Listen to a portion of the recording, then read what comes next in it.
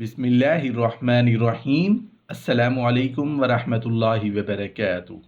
گناہوں سے توبہ کرنا۔ اگر انسان دن اور رات دنیاوی تفکرات اور مال اور اولاد کے چکر میں گرفتار رہے اور مال و دولت ہی سمیٹتا رہے تو یہ حد درجہ کی ہلاکت کا باعث ہے، کیونکہ اللہ تعالیٰ سے غفلت اور دوری اس کی رحمت اور پناہ سے محروم کر دے گی۔ ایک حدیث ہے جس کا مفہوم کچھ اس طرح ہے کہ حضرت عقبہ بن عامر رضی اللہ عنہ سے روایت ہے کہ نبی کریم صلی اللہ علیہ وآلہ وسلم نے فرمایا،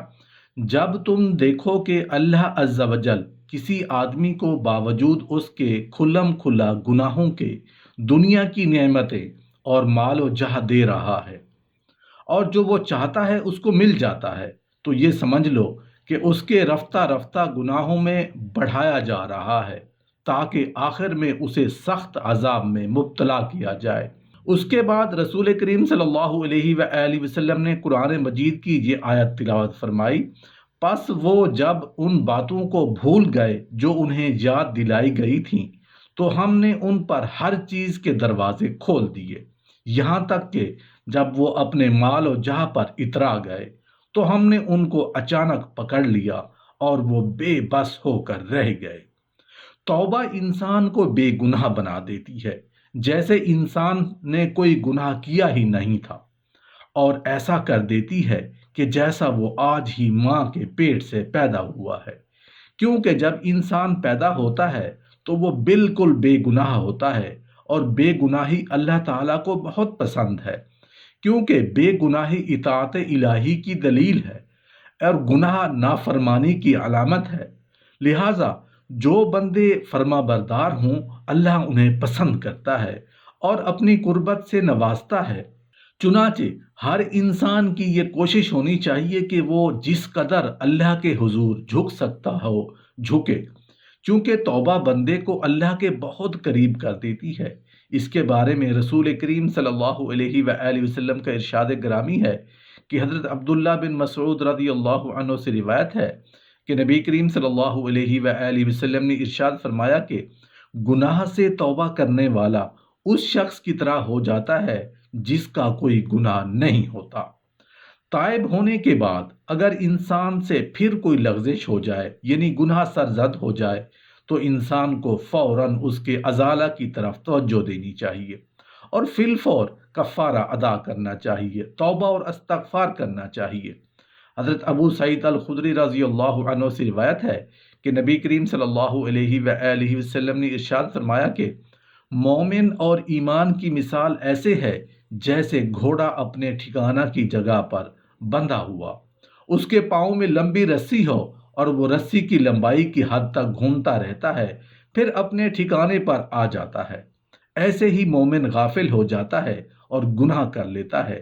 پھر ایمان کے مطالبات کی طرف واپس آ جاتا ہے۔ پس تم لوگ اپنا کھانا متقی لوگوں کو کھلایا کرو اور اپنے عطیہ مومنین کو دیا کرو۔ دین و دنیا میں فلاح اور آخرت میں حصول نجات کا پہلا قدم اور آخری سہارا توبہ ہے، کیونکہ اس کے علاوہ کوئی چارہ نہیں کہ انسان اللہ کے حضور اپنی غلطیوں اور گناہوں پر معافی مانگتا رہے،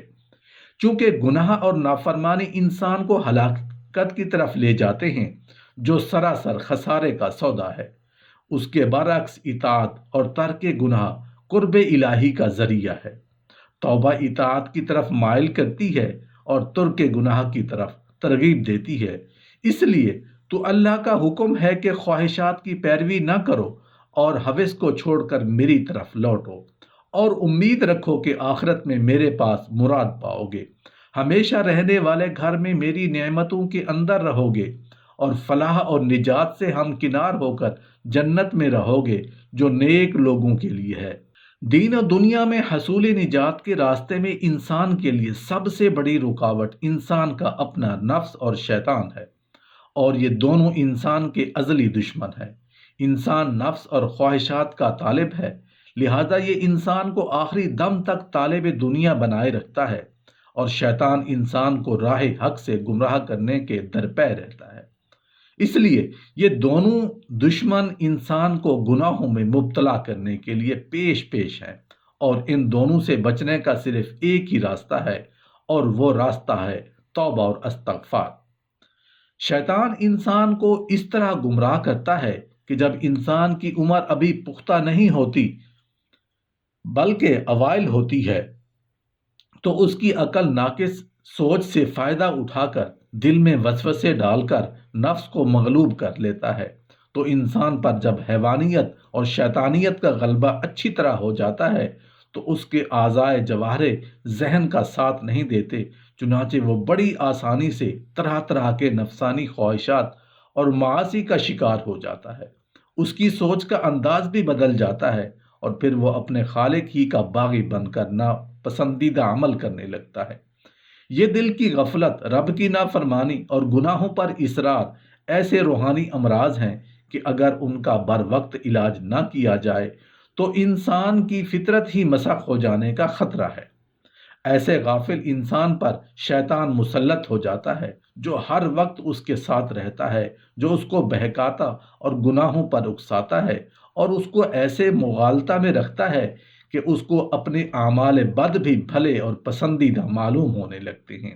لہٰذا معلوم ہوا کہ انسان معصیت کی طرف لانے والی خواہشات اور گناہ پر آمادہ کرنے والے دشمنوں میں گھرا ہوا ہے۔ داخلی دشمن تو خود نفس امارہ ہے جو مارے آستین کی طرح پہلو میں چھپا ہوا ہے، اور خارجی دشمن شیاطین، جنات اور انسان ہیں جو نیک انسانوں کو گمراہ کرنے کے درپے رہتے ہیں۔ اس لیے انتہائی احتیاط کے باوجود انسان سے قصداً یا غیر ارادی طور پر کتنے ہی گناہ سرزد ہوتے رہتے ہیں۔ لہذا جو شخص اللہ عز و جل اور نبی کریم صلی اللہ علیہ وآلہ وسلم پر ایمان رکھتا ہو اور وہ خواہشات نفسانی اور بدی اور شر میں بہک جانے کے بعد خیر اور نیکی اور راہ راست پر واپس آنا چاہیے، اور نیک نیتی اور پورے خلوص کے ساتھ اللہ جل شانہ کی رضامندی حاصل کرنے اور اطاعت و فرما برداری کا راستہ اختیار کرنے کا پختہ ارادہ رکھتا ہو، تو اس پر لازم ہے کہ اللہ تعالیٰ کی اس کریمانہ پیشکش اور مہلت کا فائدہ اٹھائے اور نئی پاکیزہ زندگی کی ابتدا توبہ اور استغفار سے کرے، کیونکہ حصول نجات اور استقامت ایمان کا یہی پہلا قدم ہے۔ اللہ تعالیٰ کی ذات سب سے زیادہ رحیم و کریم ہے، وہ ارحم الراحمین ہے۔ مشرک اور کافر کے علاوہ سب کی مغفرت فرما دے گا۔ جس قدر بھی گناہ سرزد ہو جائیں اس کی رحمت سے نا امید نہ ہوں، اور برابر توبہ کا اہتمام کرتے رہیں۔ کسی دن انشاءاللہ پکی توبہ بھی ہو جائے گی۔ صغیرہ گناہوں کی مغفرت اور ان کا کفارہ تو اعمال صالحہ سے بھی ہوتا رہتا ہے، لیکن کبیرہ گناہوں کی یقینی طور پر مغفرت ہو جانا توبہ کے ساتھ مشروط ہے۔ اگر توبہ نہ کی اور اسی طرح موت آ گئی تو بشرط ایمان مغفرت تو پھر بھی ہو جائے گی، لیکن یہ کوئی ضروری نہیں کہ بلا عذاب کے مغفرت ہو جائے۔ اللہ تعالیٰ یوں بھی مغفرت فرما سکتا ہے، اور اسے یہ بھی اختیار ہے کہ گناہوں کی سزا دینے کے لیے دوزخ میں ڈال دے، پھر عذاب کے ذریعہ پاک و صاف کر کے جنت میں بھیج دے۔